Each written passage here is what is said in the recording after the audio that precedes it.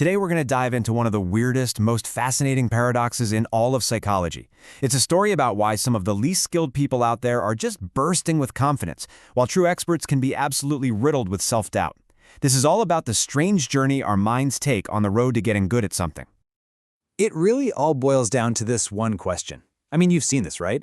The person who knows next to nothing about a topic is often the loudest one in the room, totally certain they're right. Meanwhile, the actual genius, the real expert, is quiet, thoughtful, maybe even hesitant. So, what on earth is going on here?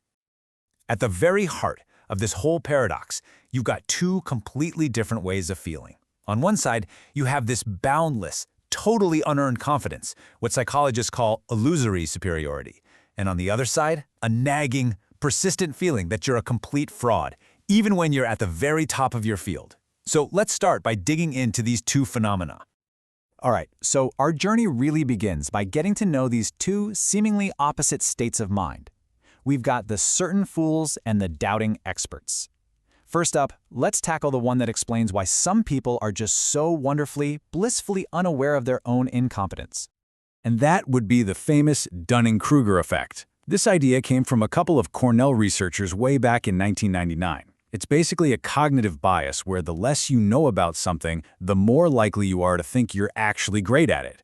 And it's not really arrogance, you know? It's a genuine blind spot in their self-awareness. They just can't see it. So how does this actually work? Well, the researchers call it the dual burden, or a double whammy, if you will. First, a person's lack of skill obviously leads them to make a bunch of mistakes. But second, and this is the real kicker, that very same lack of skill makes it impossible for them to even recognize that they're making mistakes. Think about it. The skills you need to be good at something are the exact same skills you need to realize what good even looks like. Okay, so let's flip the coin and look at the other end of the spectrum.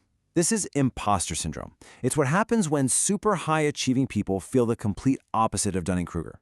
Despite all the evidence, we're talking awards, promotions, major successes, they live with the secret, nagging fear that they're a total fraud. This quote from the original 1978 research just hits the nail on the head. It's this deep, internal belief that you don't really belong, that all your success is just luck, and that any minute now, any minute, everyone's going to find out you're not nearly as smart as they think you are. So here's the crucial point, the big twist. We've been looking at these as two completely separate, opposite problems, but they're not. They're actually just two different stops on the very same path, the journey we all take from being a total novice to becoming an expert.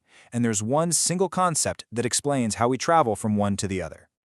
And that key, that secret ingredient, is something called metacognition. It's the hidden variable that's driving this entire journey. It's the thing that explains how we can go from being so certain when we know nothing to being so full of doubt when we know a lot. To put it simply, metacognition is your brain's amazing ability to just step back and look at itself. It's thinking about your thinking.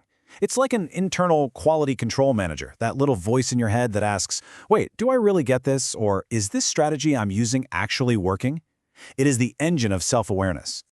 And this, right here, is probably the best way to picture the difference. The novice, the person in the grip of the Dunning-Kruger effect, is living in a world of unknown unknowns. They don't know what they don't know. The map of their knowledge is mostly just blank space that they don't even realize is there. But the expert? They've moved into the world of known unknowns. Their map is so detailed, they are painfully aware of all the territories they still haven't explored. This table really brings it all together. Just look. On the Dunning-Kruger side, you've got low competence, which leads to overconfidence. Why? Because of weak metacognition. They literally can't see their own mistakes. Now look at the imposter syndrome side. It's a perfect mirror image. You've got high competence, leading to self-doubt. And why is that? Because of hyper-vigilant metacognition. They're so aware of every tiny potential gap in their knowledge that it can feel overwhelming. So this is all great, but what do we do about it? How do we actually navigate this journey and, calibrate our own inner compass, no matter where we happen to be on the path? Well, let's get into some practical advice for both sides of this paradox. Okay, so if you're trying to climb out of that pit of overconfidence, there's really only one way out. You have to actually get better. You have to improve your skill. The research shows that as your real ability grows, your metacognitive ability, your ability to see yourself clearly, grows right along with it. The key is to constantly look for structured, objective feedback that forces you to see the gap between where you think you are and where you really are.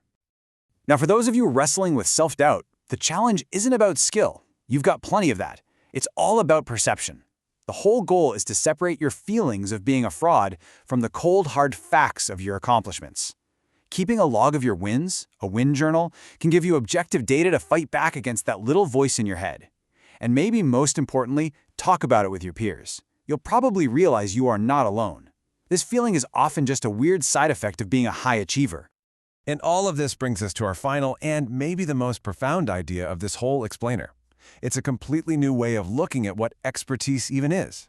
It's not about knowing everything. It's about developing the wisdom to finally understand the true vastness of what you don't know.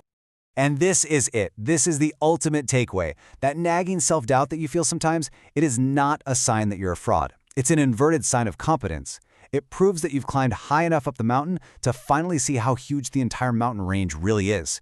That feeling, it isn't a bug in your system. It's a feature. It is the very engine of mastery, the humility that keeps you curious, keeps you learning, and keeps you pushing forward.